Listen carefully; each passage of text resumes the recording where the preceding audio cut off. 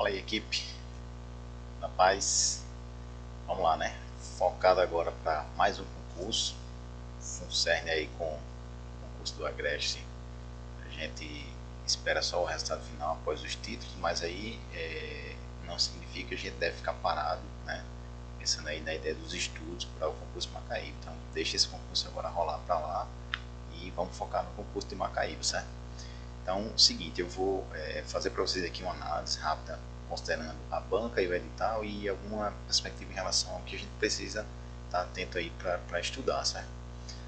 Então, a primeira ideia aqui, considerando o edital, a gente tem que analisar aí a seguinte situação. A gente tem a língua portuguesa com 10 questões, matemática com 10, informática com 5 e a específica com 25 questões, que é o que está faltando aqui, né, que eu comentei lá no outro vídeo para vocês.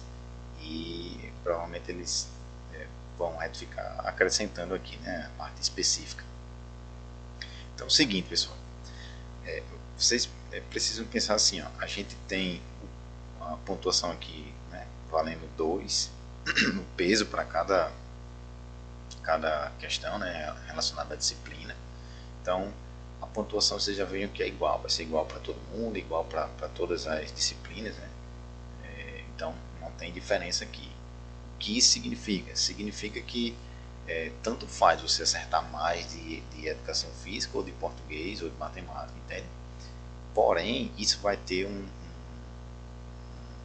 uma importância lá na frente na questão do critério de desempate, né? Que aí vai valer sim a parte específica em português. Então, veja que a gente tem essas 50 questões com esse peso aí igual, certo? Então, inicialmente, o que importa é acertar a maior quantidade de questões, tranquilo? Agora veja, quando a gente vem para essa parte deixa eu ver aqui, para essa parte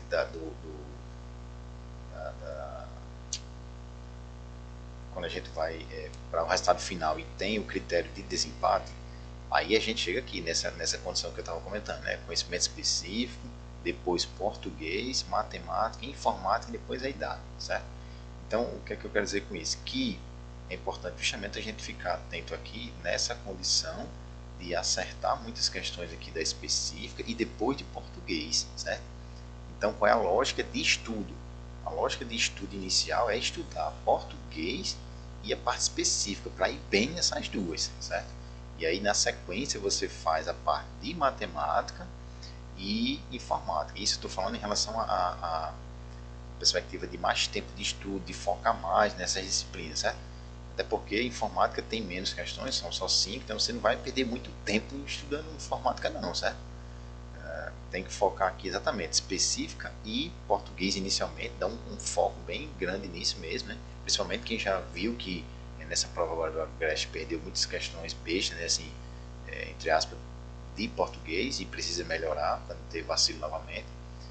Então essa parte é isso. E quando a gente vem aqui para a parte dos títulos, aí é o seguinte, ó, a gente tem aqui a avaliação de títulos, tem caráter apenas classificatórios e se submeterão a esta etapa somente os candidatos aos cargos de nível superior aprovados na prova objetiva de múltipla escolha dentro do número de 10 vezes a quantidade de vagas. Então a gente tem as 9 vagas, né, em geral, para educação física, então a gente vai ter aí 90 aprovados para a prova de títulos, certo? Então, isso considerando também os que ficaram empatados na última posição, né? Pode ser que seja mais de 90, se tiver muita gente lá com a mesma pontuação no final.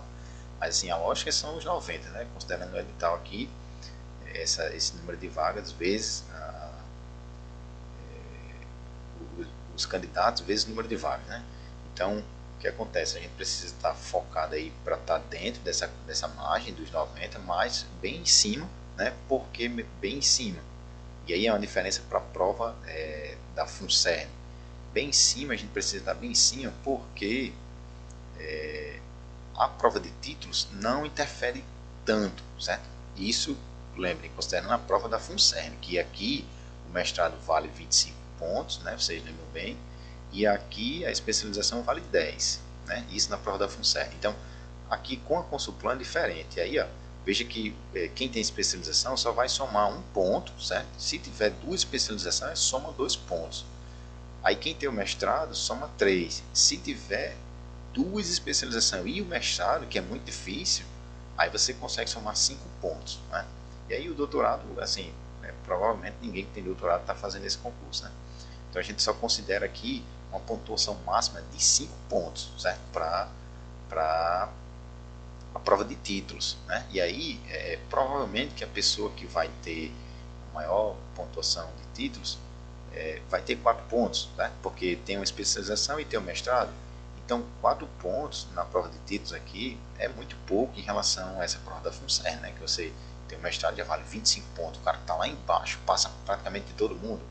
Então, o que é que eu quero dizer com isso? Para a gente focar nas questões, focar na prova, acertar o máximo de questões e aí ficar tranquilo quanto a essa questão dos títulos, né? Porque se você tiver a especialização, que é o que a maioria tem, é só mais um pontinho.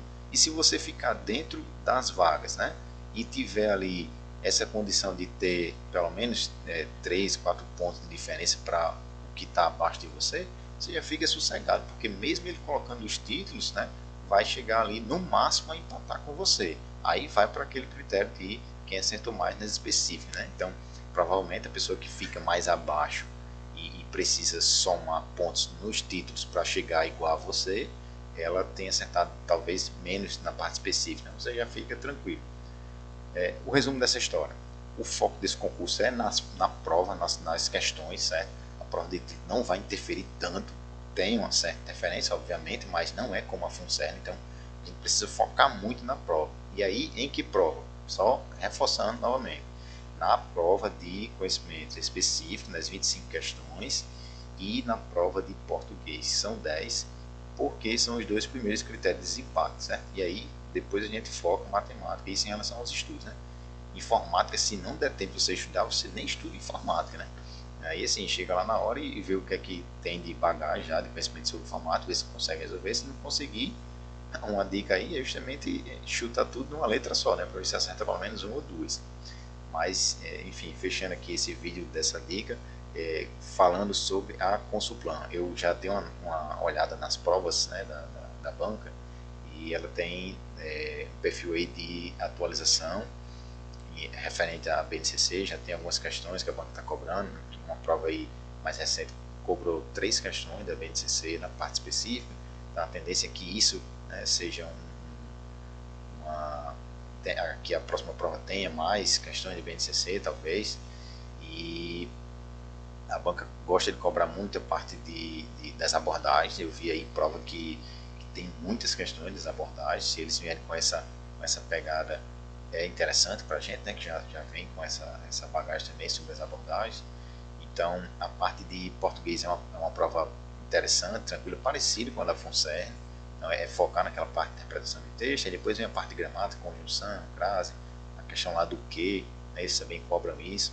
Então, são coisas que você já viu na prova da FUNCERN, precisam corrigir para não errar agora na prova da Consulplan, certo? Então, fica aí essa dica referente ao edital, as questões, essa prova aí da Consulplan, beleza? Um abraço a todos, vamos que vamos, foco na aprovação, né? Valeu, galera, abraço.